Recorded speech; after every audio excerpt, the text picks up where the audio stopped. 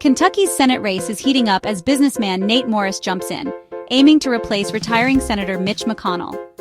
Morris, a political outsider, is running as a bold alternative to career politicians, promising to shake up Washington.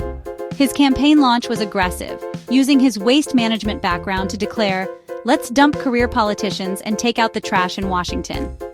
Morris is positioning himself as a staunch Trump ally, betting that Kentucky voters want a fighter for the MAGA movement. He's challenging the old Republican guard, signaling a break from McConnell's legacy, and aligning firmly with America First principles. The timing is strategic, as the GOP faces an identity crisis in a post-McConnell era. National observers are watching closely. This race is a test of the Republican Party's future direction.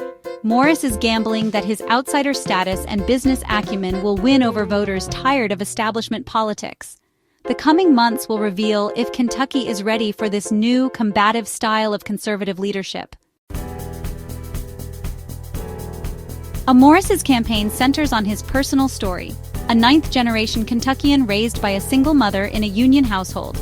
He built his company, Rubicon, from a $10,000 line of credit into a major waste and recycling business, now leading Morris Industries. He frames himself as a self-made businessman, not a career politician, arguing his real-world experience sets him apart. Morris claims his journey from humble beginnings to CEO proves he understands working-class struggles. He promises to bring the same drive and innovation to Washington, cutting through bureaucracy and delivering results. His message: he's an authentic voice for the working class, ready to disrupt the political establishment. Morris asks voters to trust that his business success can translate into fixing Kentucky's and America's problems. Morris's campaign is tightly linked to the Trump movement, launching on Donald Trump Jr.'s podcast to signal his allegiance. He's secured support from Trump allies like J.D. Vance and is set to appear with Charlie Kirk, founder of Turning Point USA, at a major campaign event. Kirk's anticipated endorsement would energize the pro-Trump base and connect Morris to a national network of young conservative activists. By aligning with Kirk and other MAGA leaders, Morris is positioning himself as the true America First candidate.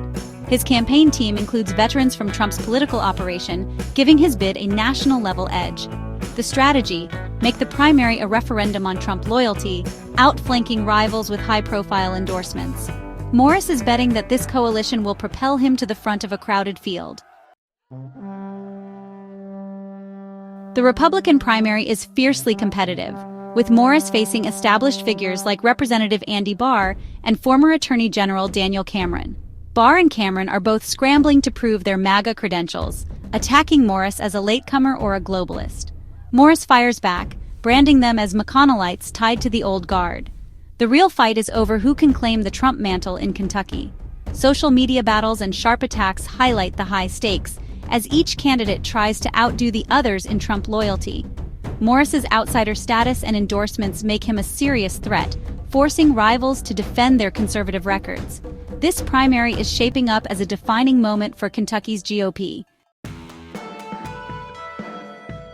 McConnell's retirement marks a turning point for Kentucky and the national GOP.